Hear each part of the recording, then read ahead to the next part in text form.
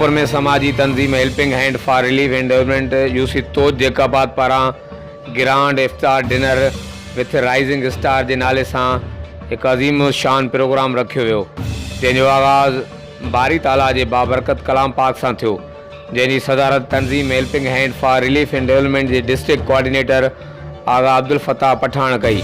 समाजी अगवान Maulana Abdul Hafeez Bijani, project coordinator Zahoor Ahmed, junior project coordinator Shahabuddin Bijani, Safi Javed Usman Bijani और राइजिंग स्टार शागिर्दनि वॾे अंग में शिरकत कई।